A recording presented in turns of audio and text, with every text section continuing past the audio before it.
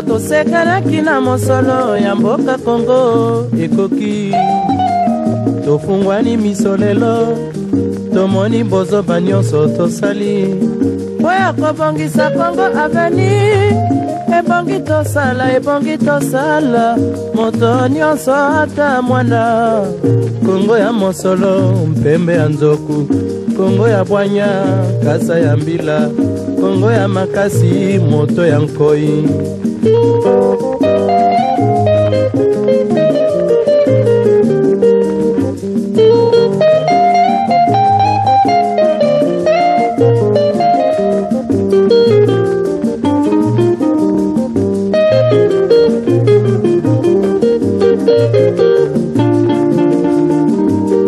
mikolo tosekanaki na mosolo ya mboka Kongo ekoki. Très chers amis, bonsoir. Encore une fois sur Carte sur Table, ce soir nous avons le plaisir d'avoir un autre grand invité qui est des nôtres et qui va nous parler de la situation de notre pays. Tokolobami na lingala na français na monokonyo soto okoka c'est long. Facilité autour de par rapport à l'isolo, la question-réponse. Les allons pour le qui est Bana Congo, Bazama Mingi, Bana Congo, Bayebi Minokebele, Bana Congo, ceux qui le Congo est ennemi, Congo allez vous allez c'est ça notre richesse, parce que nous avons déjà gagné. Alors, les lots, nous allons avoir la carte sur table, du nom Yebi, la Congo Voice, la situation est à Congo parce que ceux qui, les lots, nous allons sur à Congo, c'est que Mogawana est Koufi. Masolo est zébélé, comme nous disons. Le pays est occupé. Nul ne l'ignore. Mais nous avons quand même le privilège, et si pas l'honneur, d'avoir un des responsables du parti de l'UDPS qui, aujourd'hui, normalement, sera en train de diriger notre pays, mais malheureusement et malencontreusement, nous sommes dans la situation que vous connaissez. Pourquoi? Pourquoi et comment? Toutes ces questions avec les responsables qui nous recevons aujourd'hui. Et je crois que nous allons lui laisser le plaisir, comme toujours à l'accoutumée, avec Yuke Congo Voice, à l'inviter de se présenter lui-même. Bonsoir, notre invité. Oui, bonsoir Jean-Guy. Bien, si vous pouvez vous présenter auprès du public, ainsi nous allons continuer notre interview, votre présentation, et puis un mot peut-être d'intro avec le public, pour vous connaître, ou peut-être vous découvrir, ou vous redécouvrir, et vous entendre. Qu'est-ce que vous voulez dire? Bonsoir d'abord, toutes mes salutations patriotiques. Je crois que maintenant, on commence à me connaître quand même, hein, à force d'être passé dans les médias, d'avoir parfois aussi fait l'actualité.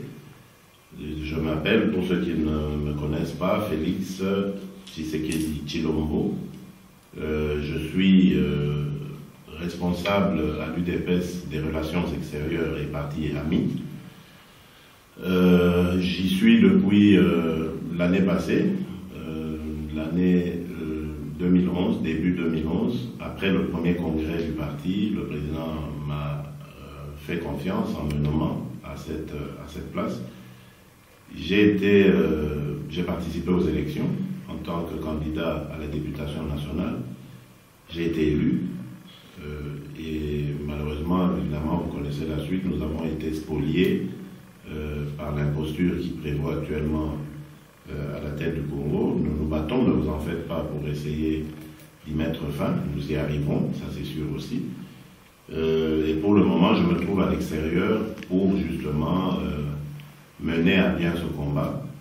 Parce que vous avez vu que ceux qui sont au pays, lorsqu'ils deviennent dérangeants, entre guillemets, pour le pouvoir, on leur invente mille et une choses. C'est le cas de notre frère que nous soutenons à 100%, M. Eugène Diomi, Nongala.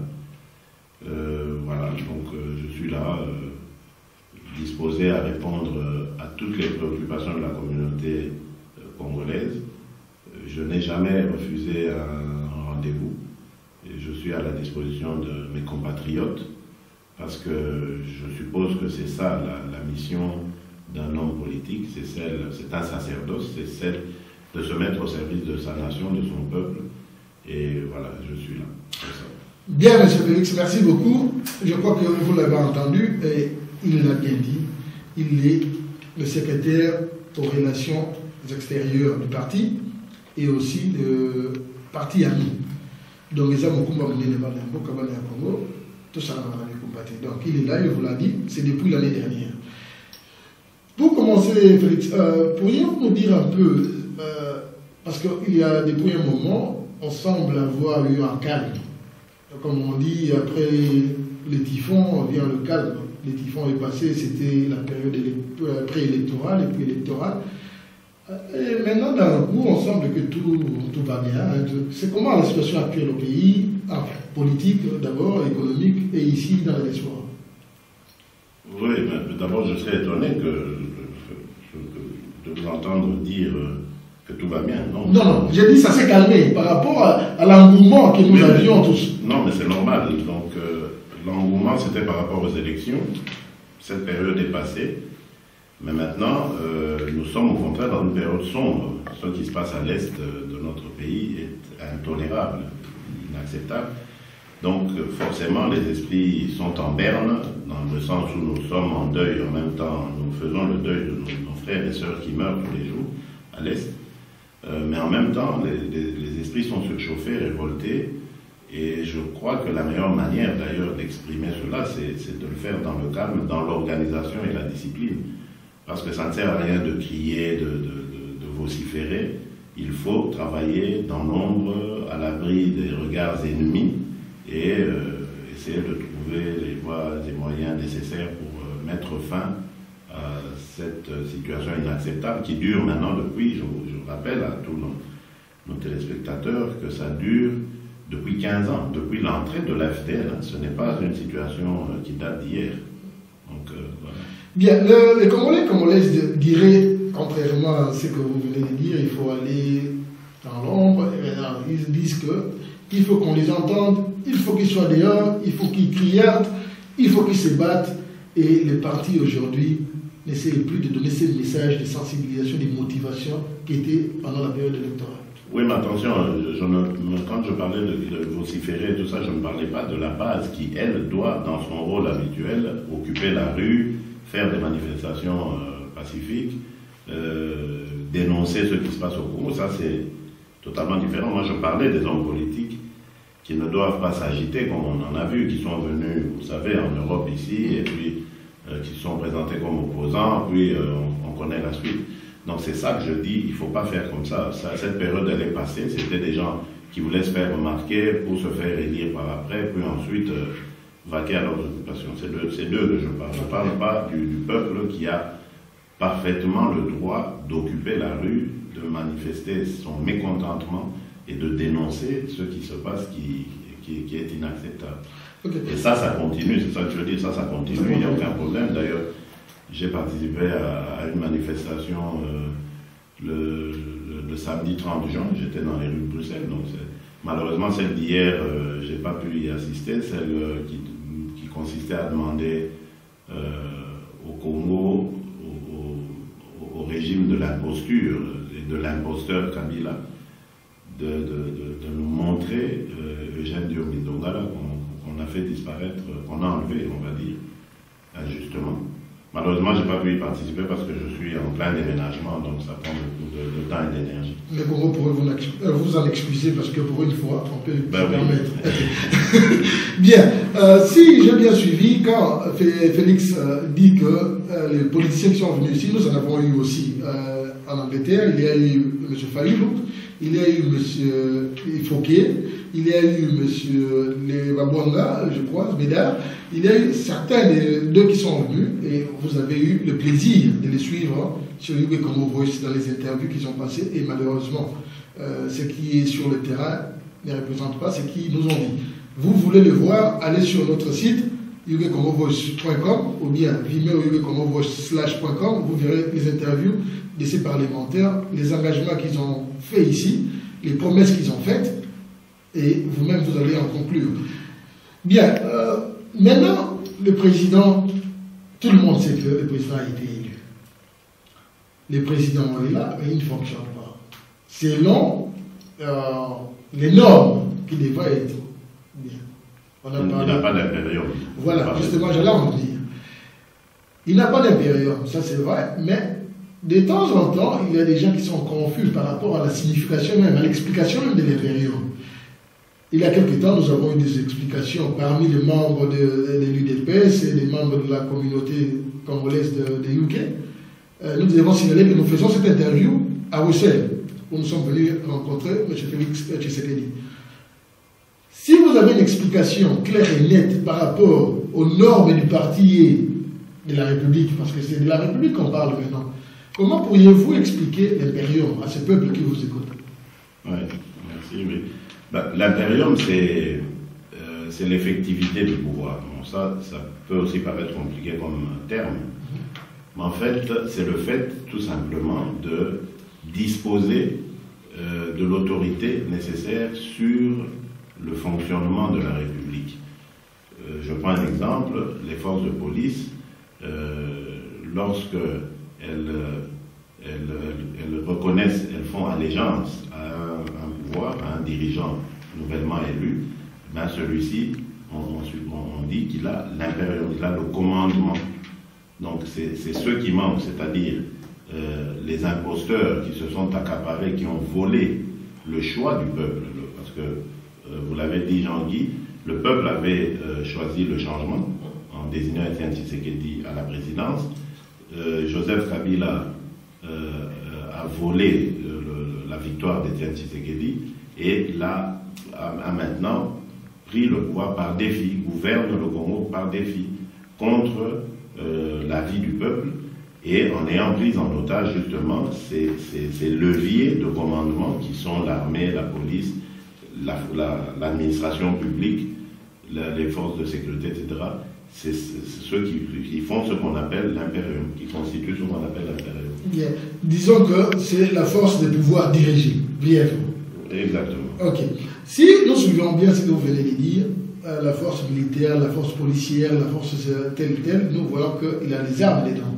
Mais n'est-ce pas contradictoire quand, par exemple, l'UDPS a longtemps prôné la non-violence, le non-armement, et qu'aujourd'hui nous recherchons l'impérium qui, normalement, englobe toutes ces forces. Et si nous devons aller au-devant pour diriger justement, pour remettre de l'ordre, parce que le président longtemps dit, et ça c'est vraiment un de ses objectifs, l'état des droits. Il faudrait qu'il y ait vraiment cette force autoritaire, judiciaire, juridique, légale et tout ce que ça en suit. Mais quand, pendant longtemps, et là je viendrai aussi à une question par rapport à vous, pendant longtemps nous avons dit que l'UDPS serait un parti de non-violence. Mais aujourd'hui, si on recherche l'impérium qui inclut la force, n'est-ce pas contradictoire? Ah non, ce n'est pas contradictoire du tout parce que vous avez parlé de deux choses différentes. Il y a la force d'une part et la violence de l'autre. Vous pouvez disposer d'une force, mais qui soit une force positive, une force qui consiste à encadrer, à protéger la population. Et non pas une force répressive, parce qu'à partir du moment où cette force devient répressive, là, ça devient de la violence et de la violence gratuite. C'est le cas d'ailleurs des imposteurs qui sont au pouvoir à Kinshasa. Ils ont une force et vous voyez que lorsqu'il s'agit de défendre le territoire congolais, lorsqu'il s'agit de défendre les citoyens congolais, ils sont incapables de le faire. Mais quand il y a une contestation tout à fait légitime, légale, on tourne les mêmes armes contre des civils non armés, sans défense, et on les abat comme du gibier. Donc c'est totalement le contraire de ce que nous recherchons. Nous recherchons l'allégeance des forces publiques pour que nous puissions enfin instaurer cet état de droit, cette situation où tous les citoyens, à commencer par le premier d'entre eux, le président de la République, seront égaux devant la loi. Donc c'est ça qui va garantir la stabilité et la sécurité de l'état de droit, c'est-à-dire cette force que nous recherchons, cet impérium que nous recherchons. Bien. Vous avez dit que vous avez été élu candidat de l'UDPS au Parlement. Donc vous êtes honorable. Premièrement, est-ce que ces termes honorables représentent-ils la normalité de ce Parlement congolais? absolument pas. C'est pour ça que je ne veux pas, je n'aime pas qu'on m'appelle comme ça, mais bon, je n'impose pas ça à mes amis. Il y en a qui m'appellent comme ça, mais ça ne m'enchante pas parce que, regardez, de quoi est composée cette assemblée aujourd'hui. De plusieurs imposteurs, beaucoup sont là par nomination, comme on le dit dans le jargon au Congo. Ils sont là par nomination. Beaucoup n'ont pas été élus. Beaucoup de nos amis de l'opposition, de l'opposition de l'époque, parce qu'aujourd'hui nous sommes la majorité, de l'opposition de l'époque, avant les élections, beaucoup ont été élus, mais spoliés comme notre président. Bien. Si nous devons aller, normalement, le Parlement est censé défendre les textes de la Constitution et de tout un pays. Malencontreusement, Joseph Kabila, des fois, il a quand même triché avec les textes. Le Parlement, jusque-là, n'a jamais rien fait par rapport à l'interpellation même, par rapport je ne sais pas, aux petites décisions qui pouvaient être prises. Pourquoi ce Parlement n'agit-il pas? Est-ce que ce Parlement devrait être, et encore, si élection il y avait, nous savions bien que le Parlement serait fictif. Pourquoi avoir été aux élections? Non, nous avons été aux élections parce que nous y avons cru et nous n'étions pas seuls. Si vous voyez la mobilisation qu'il y a eu, vous comprenez que c'est tout notre peuple qui croyait en ces élections et qui y espérait. Malheureusement, nous avons tous été surpris par le niveau, le degré de violence qu'ont utilisé les escrocs, les imposteurs, comme je disais, pour s'accaparer du pouvoir contre la vie du peuple. Ça, c'est d'une part. Et d'autre part, nous avons été surpris et étonnés de la passivité de la communauté internationale, qui est restée totalement inactive, qui a préféré regarder les Congolais se faire massacrer, se faire voler leur victoire, et qui a été totalement incapable de s'exprimer sur ce point-là. Aussi, quand une des personnalités de cette communauté internationale osait s'exprimer, c'était vraiment un langage, une langue de bois, où on disait une chose et son contraire en même temps, enfin bref, des discours toujours inaudibles. Et donc, malheureusement, nous avons dû donc quitter le Congo pour venir les bousculer ici. Et là, aujourd'hui, je crois qu'il y a quand même une avancée considérable, parce que vous ne trouverez plus un seul interlocuteur qui vous dise que Kabila, l'imposteur, a gagné. Ce n'est plus du tout dans nos discussions. Et nous continuons maintenant à leur mettre la pression pour qu'ils acceptent que la victoire était celle d'Étienne Tshisekedi et que c'est Étienne Tshisekedi qui doit absolument remplir son mandat. Bien, il va remplir son mandat, encore une fois, nous attendons la période. Mais dans l'entretemps, un dernier point sur la situation du pays, la situation actuelle du pays, avant d'aller sur notre sujet. Vous avez dit que la communauté internationale reste impénétrable par rapport aux cris des Congolais et Congolaises. Mais une fois de plus, nous assistons à une très haute trahison de la Constitution par rapport à celui qui est supposé être le chef de l'État. Celui qui est le chef de l'État est supposé être le garant, parce que c'est lui qui a triché et il a l'impérium pour le moment. Normalement, dans des cas comme tel, il serait le premier à crier haut et fort l'agression d'un pays voisin. Mais il ne le fait pas. Et encore, on assiste à des agressions contre l'armée congolaise en complicité de l'armée de ses voisins qui hier étaient mixés, brassés dans l'armée nationale. Que devrait faire, que devrait dire d'abord le Parlement, qui est censé être là pour ce genre de cas? Que devrait dire et faire le Parlement? Et maintenant, comme nous savons, il n'y a personne qui pourrait s'en douter, comme nous savons que c'est une trahison, pourquoi ne pas demander une démission de ces chefs de l'État, soit dit, par rapport à la situation actuelle, et pourquoi la communauté internationale ne veut vraiment pas écouter les cris des Congolais? Merci. Mais d'abord, le Parlement, puisque vous demandez à savoir ce que ce Parlement peut faire ou dire, mais il ne peut rien faire.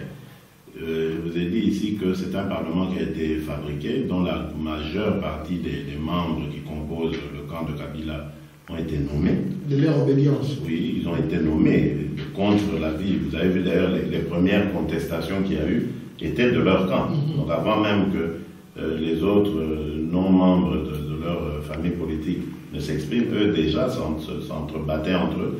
Je ne sais pas ce qui s'est passé pour qu'on les calme là-bas, mais enfin, Dieu seul sait. Bon, donc ça, déjà, il ne faut rien attendre de ce Parlement. De Joseph Kabila lui-même, il ne faut rien attendre, parce que d'abord, il a brillé depuis qu'il est là en 2001 par une incompétence criante. Deuxièmement, il n'a pas été élu, vous le dites bien, c'est un imposteur, je l'ai dit ici. Cet homme n'a pas été élu, donc il ne peut pas, il ne doit rien aux Congolais. Il ne peut pas les défendre, il ne leur doit rien. Troisièmement, il ne faut pas oublier, c'était dans un passé récent, ce fameux M23 d'aujourd'hui s'appelait CNDP. C'est le même mouvement. C'est simplement Bosco Tanganda qui n'est plus le dirigeant, mais c'est la même chose. C'est la même structure, c'est le même mouvement. Et le CNDP était l'allié du PPRD. Donc, ce qui se passe, c'est simplement une comédie qu'on nous joue pour faire croire que le PPRD est en dispute avec le M23 aujourd'hui. Mais ce n'est pas le cas, parce que si réellement, et ça semble être le cas parce qu'il y a eu des rapports de l'ONU, etc., le Rwanda appuie le M23 qui serait devenu aujourd'hui l'adversaire du PPRD. Si c'est vrai, pourquoi le Congo, dirigé par l'imposture, ne rappelle pas l'ambassadeur du Congo à Kigali? Donc ça veut dire que ça ne les gêne pas quelque part. Dans le cadre des relations diplomatiques dans une crise. La première des choses, c'est de retirer l'ambassadeur. Ce n'est pas le cas. La seconde, c'est de dénoncer. Puisqu'ils ont le rapport de l'ONU, ils ont ceci et cela, ils ne le font pas. Au contraire, ils retournent de l'autre côté de la frontière d'une manière ou d'une autre et ils vont négocier. Ils vont négocier quoi? On ne sait pas. Donc c'est pour ça que nous disons, Joseph Kabila, de 2001 jusqu'à nos jours, n'a fait qu'enfoncer le Congo, n'a fait qu'enfoncer davantage le Congo, comme son prédécesseur l'avait déclenché avec la FDL, parce que c'est lui l'élément déclencheur. Oui, donc nous ici, nous disons, ce sont des incompétents, je dirais même plus, ce sont des traîtres à la nation, ce sont des gens qui doivent quitter la tête de ce pays. Laisser ce Congo à des gens plus compétents et plus légitimes. Étienne Tshisekedi a été élu. Si aujourd'hui Étienne Tshisekedi mène des démarches diplomatiques, des discussions, quelles qu'elles soient, dans les hautes sphères de la communauté internationale, au nom du peuple congolais, il aura cette légitimité, il aura ce soutien. S'il mène des discussions avec ses voisins qui ont des revendications que nous ne connaissons pas, si nous menons ces discussions en se regardant les yeux dans les yeux et en se disant les vérités, je crois et je suis certain que nous trouverons la solution. Parce que l'une des faiblesses de la position congolaise aujourd'hui, l'une des faiblesses de notre pays, c'est la faiblesse de son leadership, aujourd'hui usurpé d'ailleurs. Donc ce n'est même pas un leadership aujourd'hui que nous avons. Donc déjà hier, quand la communauté internationale le reconnaissait président de la République après aussi d'autres élections contestées de 2006, il était déjà faible. Et aujourd'hui, où il n'a même pas été élu, il a été rejeté, sanctionné par ce peuple.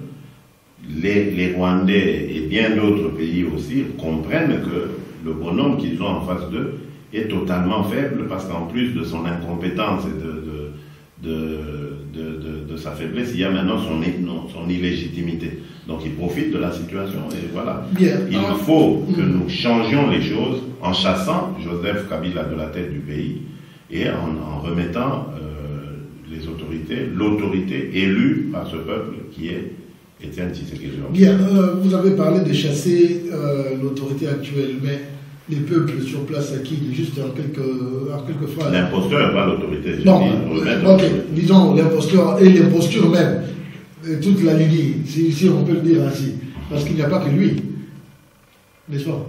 C'est-à-dire... Comme imposteur, est-ce qu'il n'y a que lui? Non. Oui, lui c'est l'imposteur en chef, évidemment il a ses adjoints et autres. Si nous devons demander au peuple, si vous pouvez demander au peuple une action directe pour faire cette chasse à l'imposture, que diriez-vous? Mais je vais dire, comme mon président l'a dit... il devait se confronter ces peuples. Comme mon président l'a dit il y a quelques mois, prenez-le, arrêtez-le, ligotez-le, ramenez-le vivant pour que... Voilà. Donc ça reste... Le mot d'ordre reste d'actualité. Bien. Maintenant, nous parlons un peu d'autre chose, justement concernant encore cette revendication du pouvoir. Tout récemment, à Paris, il y a eu une rencontre UDPS, APR, à Paris. Pourriez-vous d'abord nous donner quelques explications sur ça avant de commencer quelques questions? Ben oui. L'explication elle est toute simple, donc c'est-à-dire c'est une initiative qui est venue, du moins selon ce que je sais, qui est venue de la Pareco. Ils sont entrés en contact avec le directeur de cabinet de notre président, M. Albert Mondeka, et ce dernier m'a appelé pour m'informer aussi de cette initiative en me disant qu'il en avait discuté avec le président, que le président trouvait cela tout à fait normal. Mais seulement que ça se fasse au niveau de nos représentations extérieures, pas encore au niveau des directions politiques, parce que à ce niveau-là, les présidents ne s'étaient pas rencontrés. Donc, comme c'était une bonne initiative, il fallait l'amener à ce niveau-là. Donc, je n'y ai vu aucun inconvénient. J'ai donné le feu vert à notre représentant, M. Olito, qui est le représentant de l'UDPS en France, et bon, il s'est associé aux autres. Bien évidemment, avant cela, les amis de la Pareco nous ont envoyé un draft de la position et tous les termes nous convenaient. On a rajouté une ou deux petites choses simplement, mais vraiment c'était bien fait. Et je rappelle les 3 points sur lesquels on s'était mis d'accord, donc l'impérium, la reconnaissance donc d'Étienne Tshisekedi comme président élu, et donc l'impérium qui doit lui revenir, la situation à l'Est que nous devions déplorer et que nous avons déploré énergiquement, et enfin la tenue du sommet de la francophonie à Kinshasa en octobre prochain. Enfin, on dénonçait, nous disions à travers cette prise de position que nous n'étions pas d'accord pour une tenue du sommet de la francophonie. Voilà. C'était 3 points sur lesquels on était totalement d'accord, et donc nous nous sommes convenus de le dire à haute voix. Mais si, pardon. Donc si jusque-là vous dites que vous étiez convenu, donc c'était une démarche légitime. Oui, la démarche elle est toujours. Jusque-là, elle reste légitime. Et alors pourquoi ça fait pour les trop d'encre? Je ne sais pas, c'est ça que je trouve assez bizarre. Bon, moi je suppose qu'il y a eu peut-être il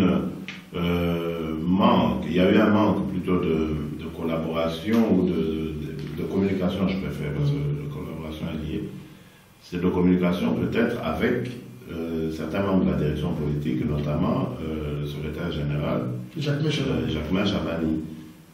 Et à mon avis, c'est même, je crois, une question évidemment de certains de vos confrères journalistes, sûrement qui lui a été posée, et ça je comprends qu'il réponde en rejetant le tout. Si on va lui poser la question de savoir si une alliance s'était créée à partir de cette sortie de nos représentants entre l'ARP, la Pareco et l'UDPS, évidemment, là je lui donne raison, il doit dire non, et c'est vrai, moi aussi à sa suite je dis non, il n'y a pas eu d'alliance. C'est simplement à un moment donné de la vie politique, de la vie de l'actualité du pays, des forces politiques représentatives se mettent ensemble pour dénoncer certaines choses. Oui, pour prendre contact quand même. Parce qu'il faut échanger entre nous, nous sommes Congolais, nous en avons parfaitement le droit. Et c'est ce qui s'est passé. Et depuis lors, d'ailleurs, chacun est rentré chez soi, il va à ses occupations normalement, c'est tout. Je n'ai pas vu ni compris pourquoi on en a fait autant de... D'ailleurs, moi, depuis lors, je me tais sur l'histoire, c'est vous qui... Non, parce que justement, ça fait écouler encore beaucoup d'encre jusqu'à ces jours. Non, ça n'a pas de sens, ça n'a pas de sens. Les Congolais, pour le moment, nous devons arrêter avec nos petites polémiques. Je sais que, et j'ai entendu, et moi-même aussi j'ai une opinion là-dessus, que M. Mwanda ou M.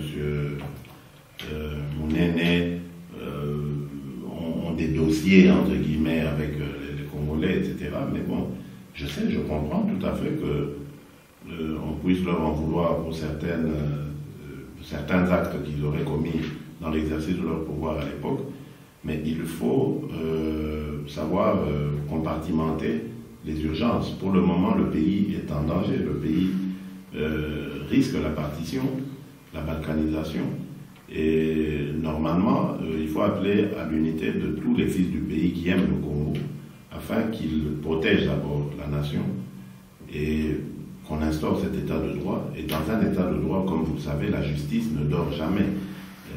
La justice rattrape toujours les justiciables. Donc ça, il n'y a pas de problème. Parlons un peu de justice, justement. Beaucoup diraient aujourd'hui que, comme par hasard, l'histoire de Jacquemin, après sa déclaration de refus de cette rencontre, soi-disant de ces accords, juste quelques jours après, il a été victime d'une campagne de malversation des fonds du parti, et bizarrement il a été suspendu et remis entre les mains du pouvoir en place.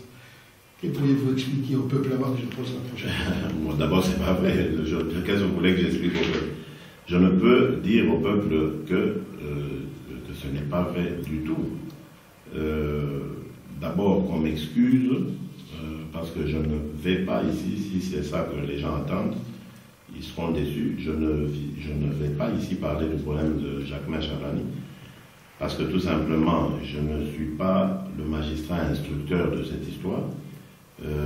Ça c'est d'un. Et de deux, je n'ai jamais l'habitude d'étaler notre cuisine interne sur la place publique. Mais en le livrant à la justice en place aujourd'hui, c'est étaler la cuisine interne. Quand vous dites le livrer, c'est très... Non, ça c'est les propos des Congolais. Nous avons le micro-baladeur. Oui, mais les Congolais, vous savez, réagissent souvent par émotion. C'est très dangereux. D'abord, il faut totalement distinguer les deux affaires.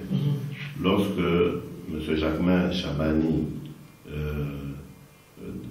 dénonce ce qui s'est passé à Paris, il le fait en tant que secrétaire général, et puis, comme j'ai dit, en totale ignorance de ce qu'il y a eu comme communication avec le président, etc. Et ce n'est pas de sa faute. C'est tout à fait normal, ça peut arriver, et sûrement qu'un de vos confrères lui ait posé la question de but en blanc comme ça, en disant, voilà, il paraît que vous avez noué une alliance, c'est normal, moi à sa place j'aurais fait la même chose, j'aurais réagi de la même. Donc il faut distinguer cette affaire avec l'autre affaire, parce que l'autre affaire, elle avait déjà commencé depuis un certain temps au sein du parti, seulement on n'en parlait pas. On a commencé à en parler lorsque la suspension de M. Chabani est devenue effective. Mais maintenant, cette suspension, il faut pas mal la prendre non plus. C'est pour lui permettre, c'est aussi pour lui permettre d'être serein, de se défendre sereinement, d'utiliser ses moyens de défense de manière tout à fait sereine. Vous vous imaginez un peu, s'il avait été secrétaire général de plein exercice, parce qu'il l'est toujours jusqu'à... Conflit d'intérêt, oui.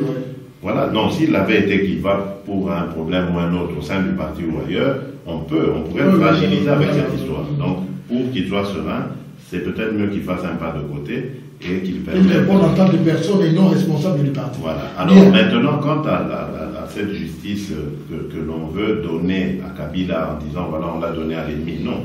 N'oublions pas que ces messieurs et dames de la justice congolaise sont des gens qui ont suivi une formation et qui méritent d'être là.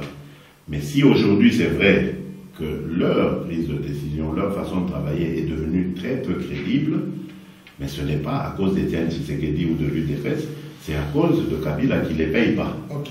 Mais je vais poser la question à nos frères et sœurs qui non, parce qu'il y a une question qui suit. Oui, ceux qui polémiquent là-dessus, qui me disent, si aujourd'hui, dans les rues de Kinshasa, on se fait agresser, parce qu'on est membre de l'UDPS par des inconnus, on doit faire appel à la police ou à qui? Parce que bon, si maintenant pour se protéger, on ne peut plus appeler cette police, donc alors créons une police, créons une justice, voilà, c'est impossible. Donc il ne faut pas oublier, il faut avoir les pieds sur terre, nous vivons au Congo, avec les réalités du Congo, et parfois c'est vrai que c'est difficile. Ok, répondons un peu à la question de l'appel en cas de menaces, en cas de crimes, de tout ce qui s'ensuit. Souvent, quand il y a eu représailles des membres de l'UDPS des combattants, je crois qu'ils se sont retournés vers la MONUC. Parce qu'il pouvait se tourner vers la justice kabylienne. La MONUC comme force de sécurité. Mais en général, il y a des faits qui sont là, les appels toujours à la MONUC qui est intervenue. Bien, ça c'est pas notre débat. Le problème est que la seule question que les gens voulaient savoir, ça c'est directement par rapport au président. Le président, longtemps, il a renié catégoriquement cette autorité. Et les gens ne comprennent pas, ce n'est pas moi, ça c'est les gens qui ne comprennent pas, comment le président aujourd'hui accorde à ce qu'un de ses membres, bien sûr qu'il ait commis ceci ou cela, qu'il remette, enfin, c'est une façon de dire, ou soi-disant, qu'on remette le dossier entre les mains de cette même justice que le président lui-même a renié de tous les faits et jusqu'à aujourd'hui il continue à renier. Non. Vous devez, voilà, c'est ça, c'est la confusion habituelle. Je suis congolais, je sais un peu comment nous fonctionnons. C'est la confusion habituelle. D'abord, je commence par vous dire, ce n'est pas la première fois qu'à l'UDPS nous saisissons cette justice. Okay. Rappelez-vous récemment encore, il y a encore quelques mois ici, des problèmes de conflit qu'il y avait entre l'UDPS et l'Eriguini, incarné par M. Belchika, et notre UDPS qui était incarné par Etienne Tshisekedi. Rappelez-vous, on a été en justice. Il y a eu des problèmes de justice, il y a eu des problèmes de propriété privée, de propriété plutôt intellectuelle. Enfin, on voulait savoir qui avait autorité sur l'UDPS, etc., par rapport à ce que l'Eriguini avait tenu comme congrès. Et c'est cette justice-là qui... Et avant même d'en arriver là, il y a eu un problème au sein du parti où des membres avaient été agressés, ils ont accusé d'autres membres et ils sont allés en justice. Les maîtres Mukendi, Belchika et autres avaient été cités. Donc ce n'est pas la première fois que l'UDPS va en justice. Non, il n'a pas le président. Il a refusé même d'aller à la haute cour. Non, je continue. Maintenant, oui, j'allais en venir justement à cette histoire de Cour suprême. La Cour suprême, ce n'est pas la justice congolaise dans son entièreté. La Cour suprême ne traite pas des problèmes de malversation ou de choses comme ça, non. Cette Cour suprême que le président a contestée, elle venait d'être nommée à quelques semaines, quelques jours des élections par l'imposteur. Et ces bons hommes on est allé les enfermer quelque part selon certaines informations, c'était à l'hôtel intercontinental, d'autres disaient aux mêmes lignes, etc. Bon, ben, peu importe, mais ils étaient enfermés quelque part, nourris, bien choyés, bien dressés aussi pour que quand les candidats qui contesteraient éventuellement les résultats viendraient vers eux, ben, qu'ils le rejettent. La preuve, regardez la méthode de travail qu'elle a utilisée, cette cour. Normalement, lorsque le candidat Kamere va la saisir, mais eux devaient directement exiger qu'on amène tous les PV des bureaux de vote, des 62 000 bureaux de vote.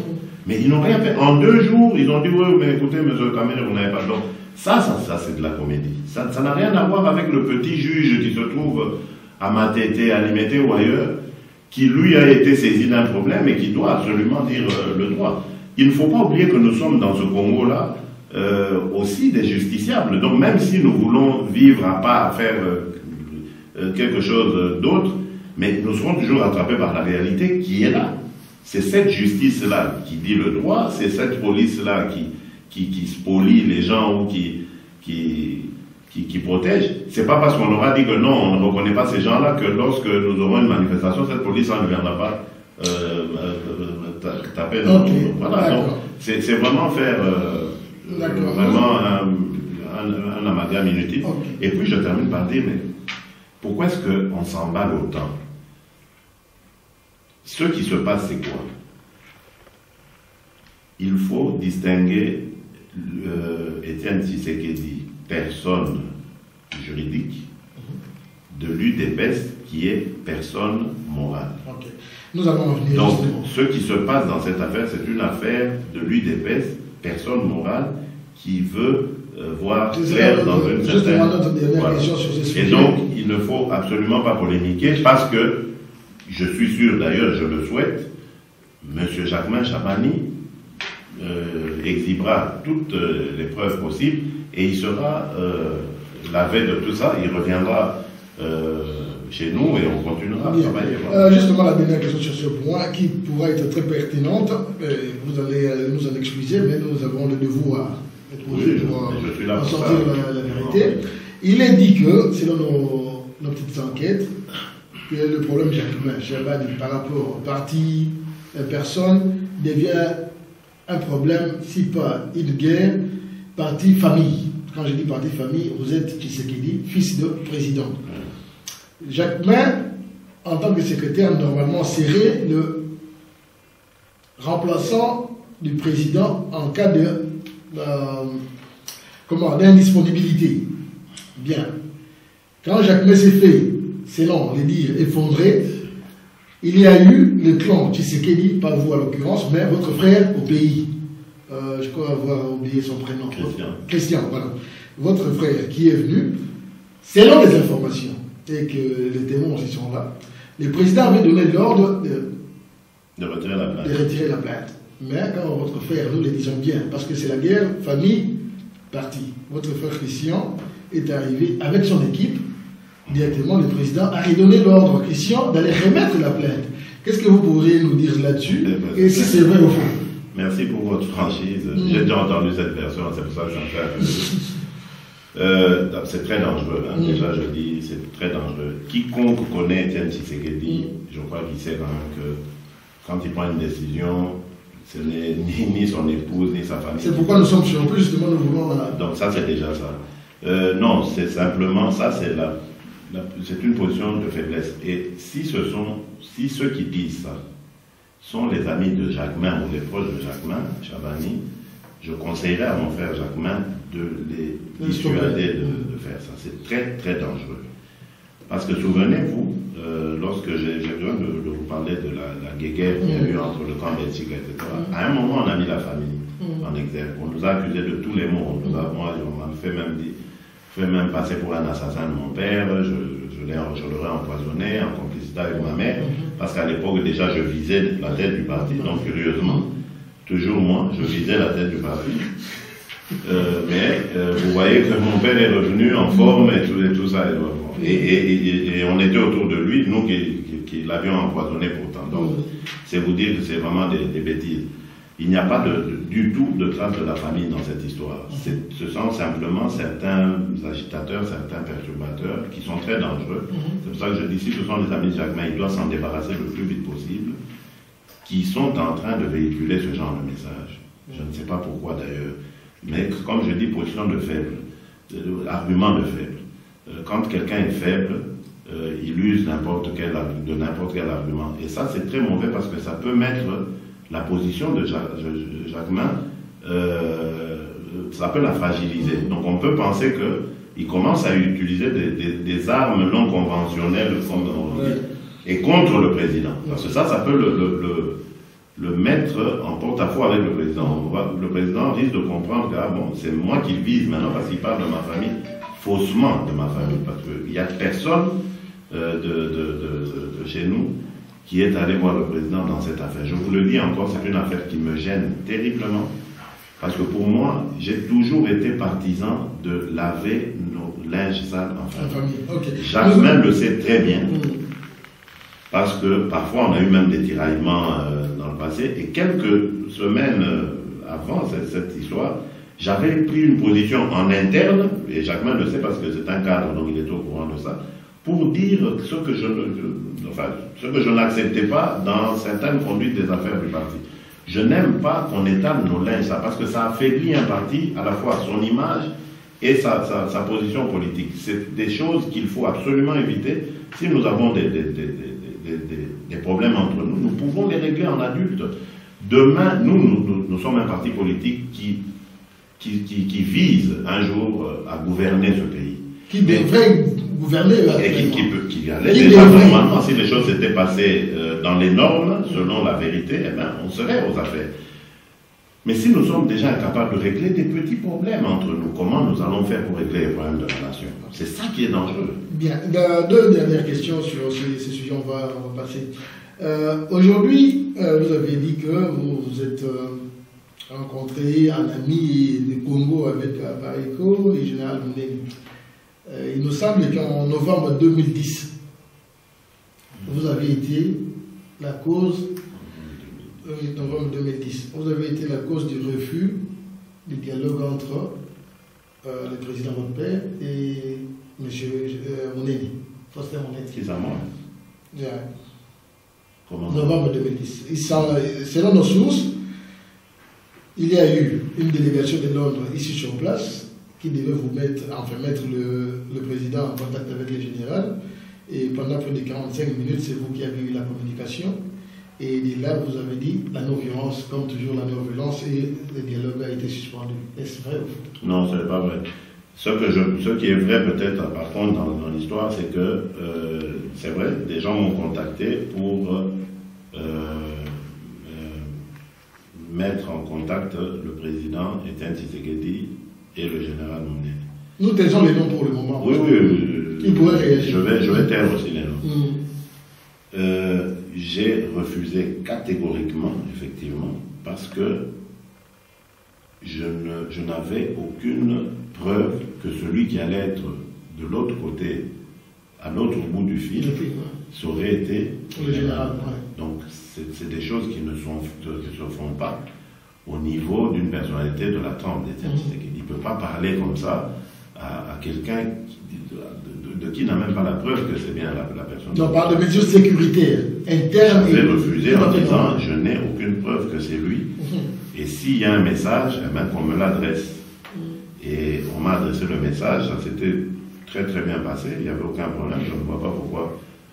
Vous avez dit novembre 2010, aujourd'hui, une année et demie après, on soulève le problème. Non, parce qu'il y a eu justement cette rencontre que les gens se posent maintenant la question pourquoi avoir refusé avant catégoriquement et maintenant. Mais non, je viens de vous démontrer que je n'ai pas refusé, puisque j'ai accepté de prendre le message et que j'ai. La dernière question sur le point de l'histoire de la rencontre avec le président. Oui, dans toute chose, nous savons que les responsables ont toujours le veto. Les responsables supérieurs suprêmes ont toujours le dernier mot. Mais beaucoup de remue-ménages se font maintenant au sein du parti, disant que le président qui, lui, réclame l'autorité, l'état des droits, la démocratie, mais que lui seul, et seul lui, pourrait faire ce qu'il veut faire, pourrait décider ce qu'il veut décider, à l'occurrence. Prenons 3 exemples sur Londres. C'est parce que les questions viennent de Londres.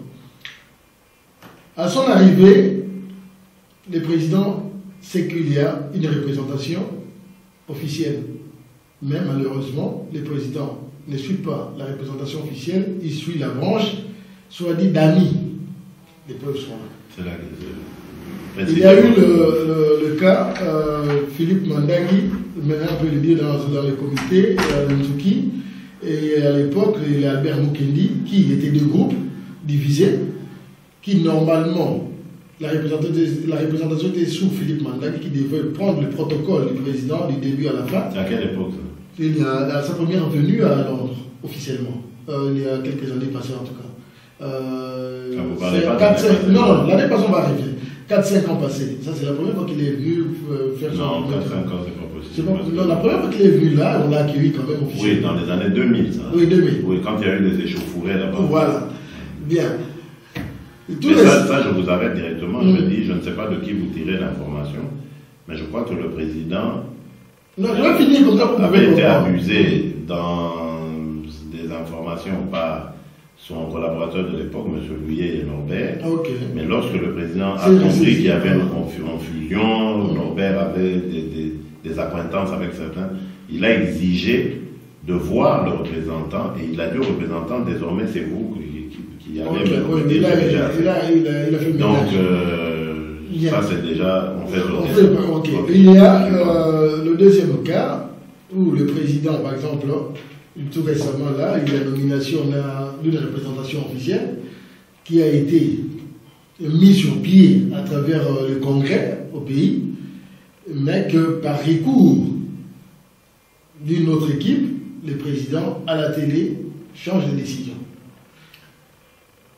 Oui, mais là aussi, je vous réponds, je suis très bien placé pour le savoir parce que j'ai géré ce dossier-là. Ce n'est absolument pas la faute au président, ce sont ses collaborateurs qui qui l'ont induit en erreur, qui ont été vite en besogne, en tout cas dans la procédure. Parce que qu'est-ce qui s'est passé? Le président, le représentant de l'époque, c'était Mandangui, et son équipe avaient été contestés par une frange du parti, qui ont écrit, qui ont fait une forme de pétition pour dénoncer les faits qu'ils reprochaient à ce représentant. Il était à l'époque suivi. Ils estimaient qu'il ne pouvait pas représenter le parti vu ce que vous dites là. Et donc ils ont envoyé le dossier à Kinshasa. Malheureusement, on a encore des réflexes assez regrettables au sein du parti. Malheureusement, c'était plus pour me punir que pour punir Mandangui. Donc, pour ceux de Kin, j'étais celui où Mandangui était mon homme. Vraiment, je n'ai pas compris. Mais bref, ça peu importe. La vérité dedans, c'est qu'on a dit au président, on lui a présenté une situation alarmante. Et pourtant, elle n'était pas si alarmante que ça. On pouvait aller calmement et convaincre M. Mandangui des accusations et de la contestation dont il faisait l'objet. Et donc l'écarter de manière honorable, etc. Mais on a brusqué les choses. Et donc ça a amené cette situation, malheureusement. Non, disons que c'est la responsabilité à l'entourage. Qui, là encore, je dis, mais vous savez, regardez un peu la dimension d'Étienne Tshisekedi comme président aujourd'hui de la République. Hier, il était président du parti. Imaginez un peu lui qui s'occupe des problèmes de la nation, de l'avenir, qui essaie de voir dans quoi il va amener le Congo de demain, etc. Commencer à régler des conflits qui se passeraient à UK. C'est pas pour insulter UK, mais je dis c'est trop petit par rapport aux préoccupations d'un homme d'État de sa trempe qui est obligé de regarder l'avenir du Congo et non pas d'une fédération du parti à l'extérieur. Vous comprenez? Okay. Bien. Normalement, s'il y a une question par rapport à l'organisation du parti qui devrait être au pouvoir, j'insiste encore, devrait être au pouvoir en ce moment, jusque-là, nous n'avions vu aucune structure comme telle, la représentation diplomatique, des ministères. Comment se fait-il que, où ça? Au niveau du parti, juste une structure, par exemple, organisationnelle, disons que, bien, le président a été élu, voilà, tel domaine c'est tel domaine c'est tel, ministre de ceci, ministre de cela. Bien que... Non, pas au niveau du parti, au niveau de l'organisation, parce que c'est le président élu. Mais autour de lui, il n'y a pas une équipe constitutionnelle qui pourrait faire marcher les choses. Oui, prenez un exemple. Vous voulez parler d'un gouvernement. Voilà, d'un gouvernement en place. Prenez un exemple aujourd'hui. Ok, par miracle, disons, l'impérium est là à minuit. Il devait prendre les fonctions. Comment est-ce qu'il va diriger le pays? Mais partout au monde, on laisse toujours un temps à la personnalité élue de consulter et de se choisir ses collaborateurs. Presque à lui, on sait savoir que... Oui, mais ces gens, ils existent sûrement. C'est le président seul qui connaît, qui sait à qui il a affaire, etc. Je ne vois, sincèrement, je vous dis, on ne doit pas rentrer dans ce débat-là parce que c'est vraiment un débat qui nous affaiblirait. Je ne vois pas pourquoi il faut absolument que nous ayons des ambassadeurs, que nous ayons un gouvernement.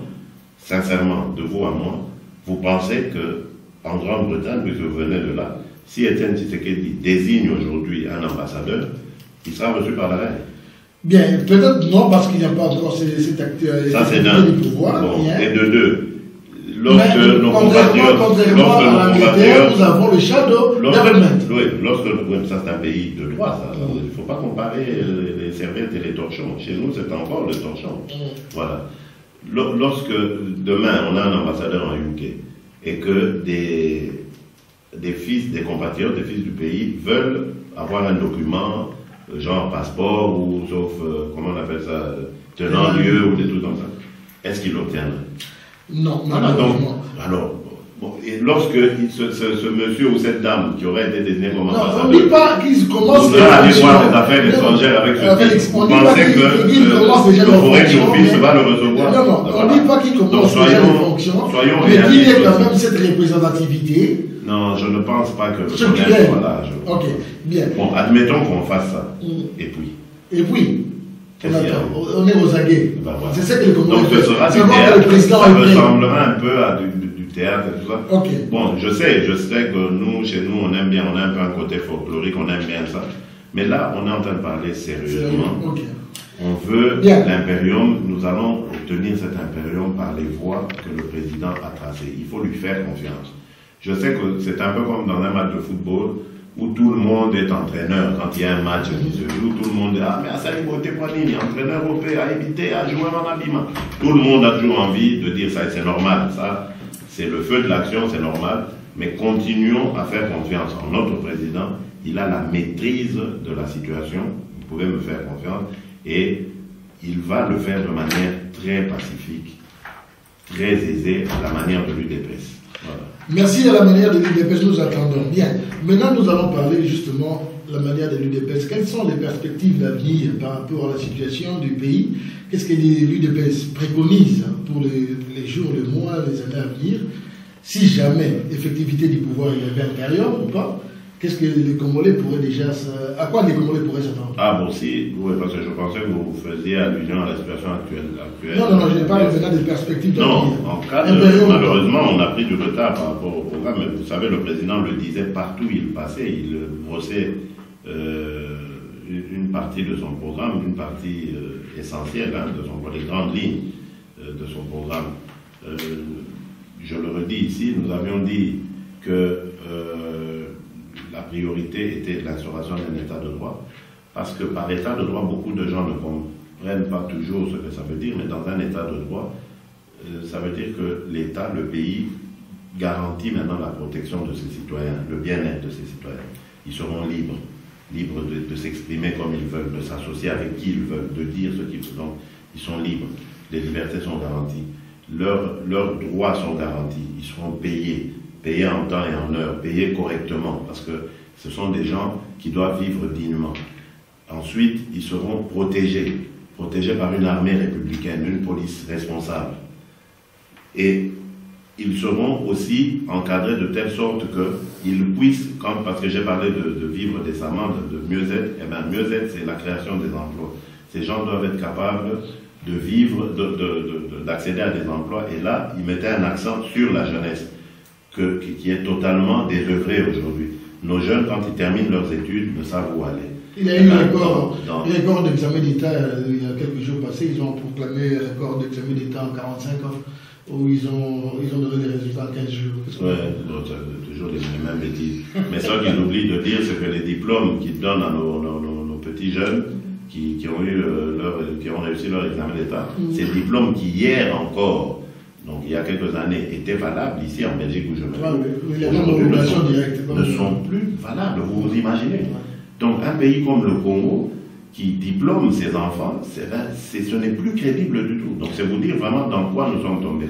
Et l'enseignement, puisque nous en parlions, l'enseignement était une des priorités aussi à la fois l'encadrement dont parlait le professeur et aussi la promotion de l'enseignement, donc la revalorisation, j'allais dire, de l'enseignement pour les étudiants. Voilà. C'est vrai, on n'a pas vraiment assez de temps. Malheureusement, je ne sais pas tout. Non, nous reviendrons de toutes les façons. Je vois qu'il nous manque du temps là. Non, si vous nous donnez la possibilité de revenir, nous reviendrons.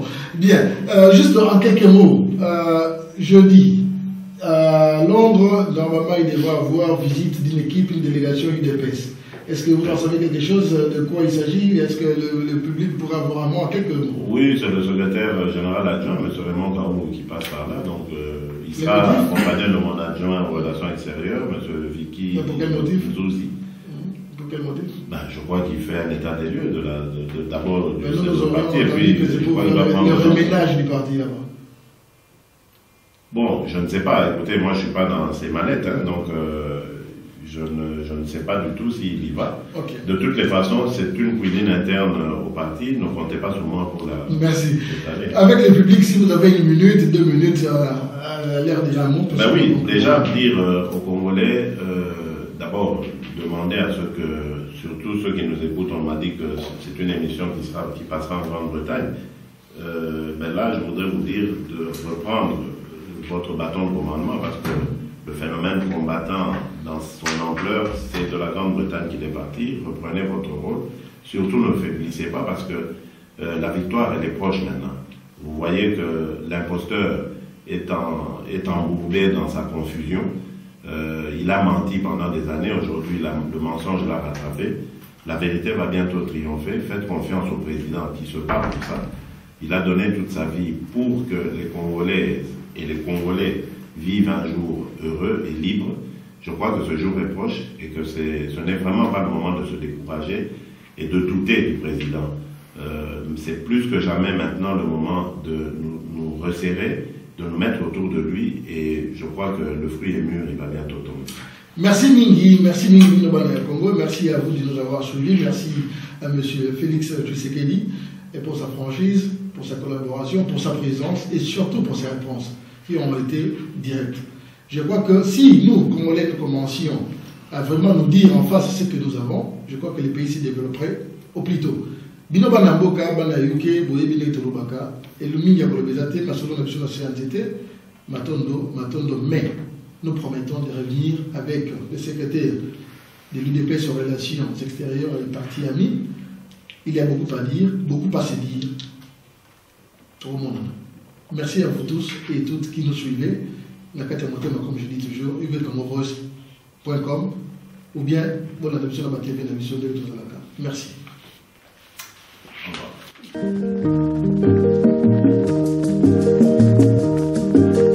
Mikolo tosekanaki na mosolo ya mboka Kongo ekoki tofungwani miso lelo tomoni bozoba nyonso tosali po ya kobongisa Kongo aveni ebongi tosala moto nyonso ata mwana Kongo ya mosolo mpembe ya nzoku Kongo ya bwanya kasa ya mbila Kongo ya makasi moto ya nkoi